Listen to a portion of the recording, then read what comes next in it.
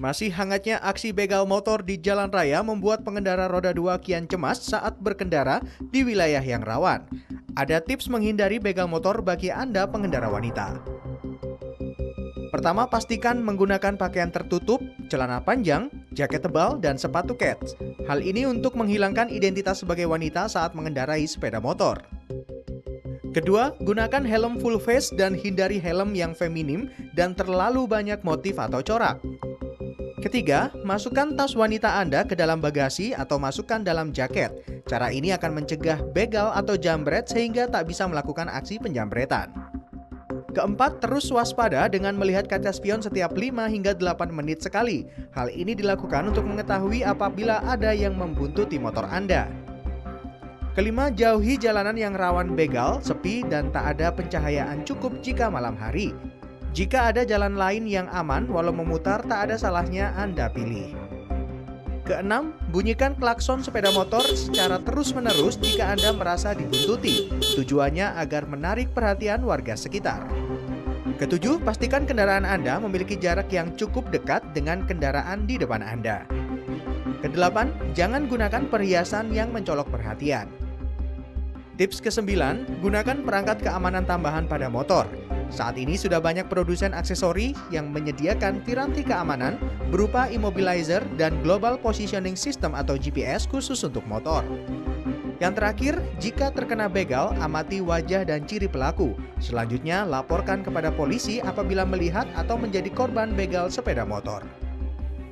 Ya, pemirsa, terima kasih Anda masih bersama kami di Lobi Belajar Lebih Memahami, dan tema kita masih membahas seputar waspada teror begal motor bersama dengan Kapolres Sidoarjo. Dan terakhir tadi Pak Anggoro, saya sempat menanyakan, ada beberapa waktu yang lalu ada sempat tersebar pesan singkat begitu yang berisi tentang beberapa ruas jalan yang perlu diwaspadai sebagai wilayah yang rawan begal motor. Ini diantaranya termasuk dalam wilayah Sidoarjo, ada jalan arteri Porong, Lawang, Gedangan, Sidoarjo, seputaran Taman. Itu memang wilayah-wilayah itu ya Pak ya yang... Iya, wilayah itu termasuk berpotensi terjadinya tindak pidana curas karena lokasi yang gelap, panjang, dan jarang ada keramaian atau petugas. Tapi kita sudah perintahkan semua unit-unit kepolisian patroli agar menempati lokasi-lokasi tersebut. Mungkin kepada masyarakat memang harus berperan serta juga. Jadi kita berharap peran serta masyarakat untuk bersama-sama dengan pihak kepolisian untuk mengantisipasi potensi-potensi gangguan tersebut.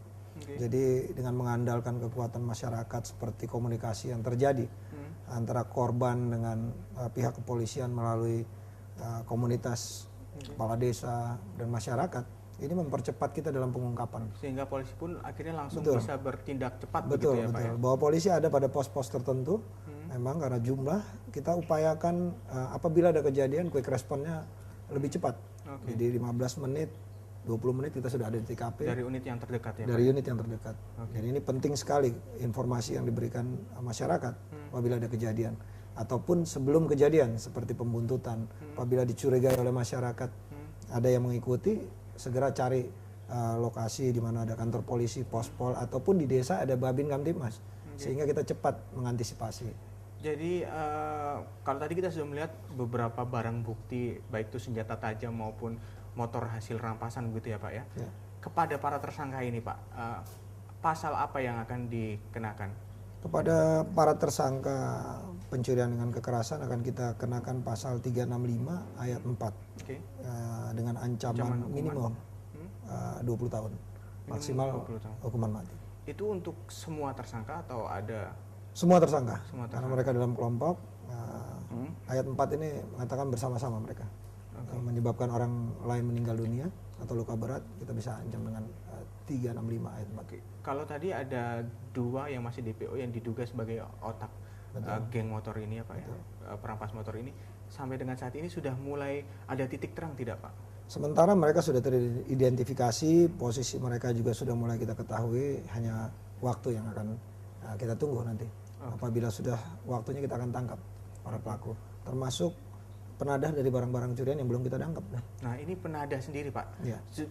Barang hasil rampasan ini biasanya dilempar ke mana saja biasanya? Iya, di luar Kabupaten Sidoarjo yang pasti. Dari hasil penyelidikan kita sementara sudah kita identifikasi para pelaku atau penadah dari barang curian yang dilakukan oleh para kelompok Raki ini, dan sebagian di luar Kabupaten Sidoarjo.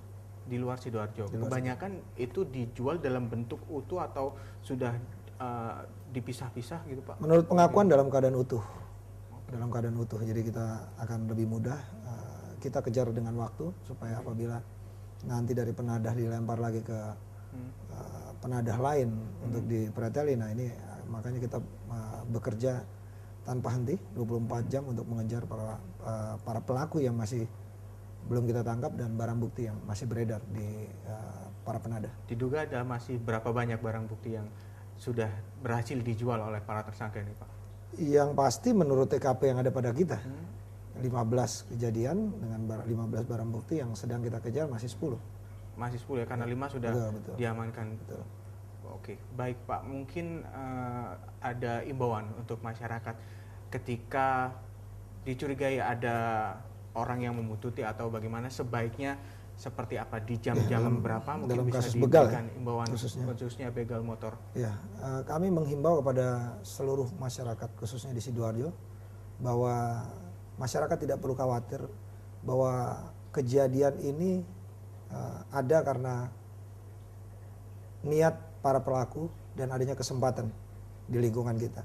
Jadi polisi berusaha sampai hari ini mencegah bertemunya niat dengan kesempatan para pelaku. Kita melakukan tindakan-tindakan kepolisian, operasi kepolisian ditingkatkan, melakukan kegiatan-kegiatan rutin yang ditingkatkan, tindakan-tindakan patroli, operasi di semua polsek dengan pola waktu, sehingga memperkecil ruang lingkup daripada kegiatan-kegiatan para pelaku yang belum tertangkap.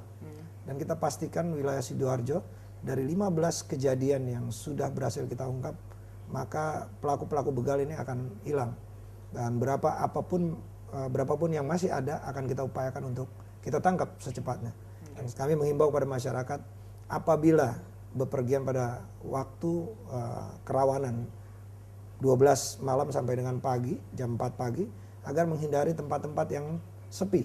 Apabila ada hal-hal yang mencurigakan dibuntuti oleh para pelaku ataupun kelompok yang tidak dikenal, segera berhenti di tempat-tempat yang agak ramai. Kemudian melaporkan kepada polisi yang ada di desa atau pos-pos polisi yang terdekat. Seperti di Waru, di Taman ada pos polisi dan semua personil ada.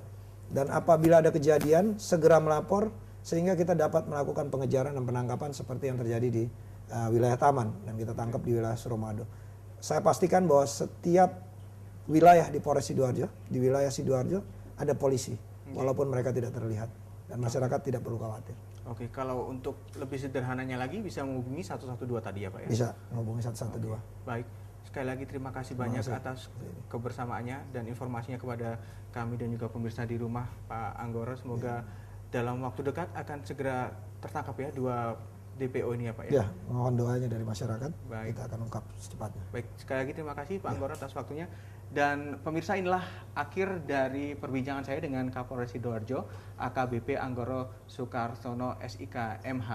Dan semoga dalam waktu dekat tidak ada lagi aksi kriminalitas serupa, khususnya yang ada di wilayah Sidoarjo dan sekitarnya, dan masyarakat kembali hidup dalam kondisi tenang tanpa ada kekhawatiran apapun. Saya akhiri lobby untuk hari ini. Kita ketemu lagi di lobby tentunya dengan tema yang menarik lainnya. Wassalamualaikum warahmatullahi wabarakatuh.